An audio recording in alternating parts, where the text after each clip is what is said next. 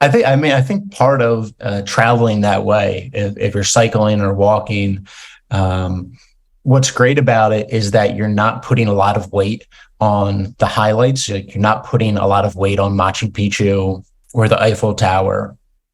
And those places, they're like destinations for a reason, because they are generally spectacular.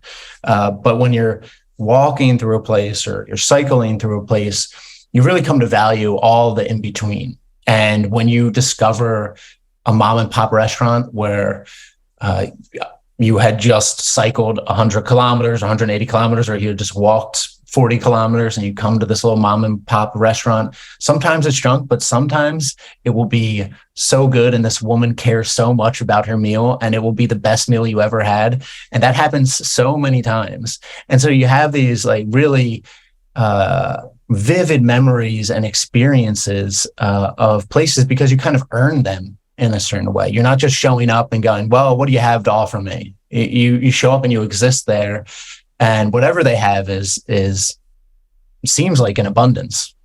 Like, it makes me think of when I was a younger man, I was definitely trying to do places. Like, you'd go to a place and you'd go to, as you said, Machu Picchu, or you'd go to, you'd tick these places that you were meant to go to.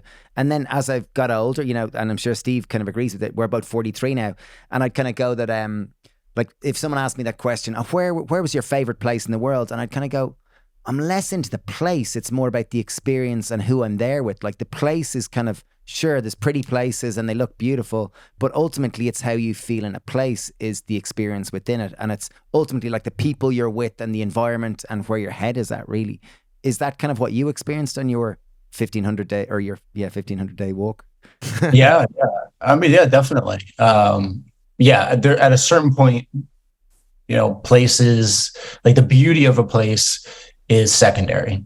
I think at the beginning of your travels, at least for me, when I came to Lake Atitlan in Guatemala, the most beautiful place I'd ever seen. It was incredible. And that in itself just really amazed me and wowed me. And it's kind of unfortunate because you do lose that a little bit. And so you see these beautiful places, and it is nice to be at a beautiful place. But again, like you said, it's more about what you're doing, who you're with, what you're feeling, than it is about the place. That's just sort of the backdrop to things. And so what I think, becomes more important is,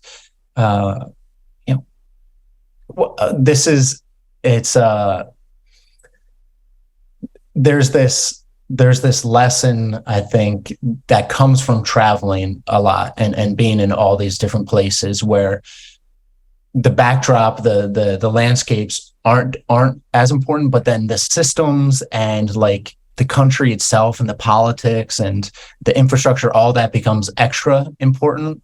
And because you see how it affects everyone. If people are there's a subtle difference in a democracy and in an autocracy.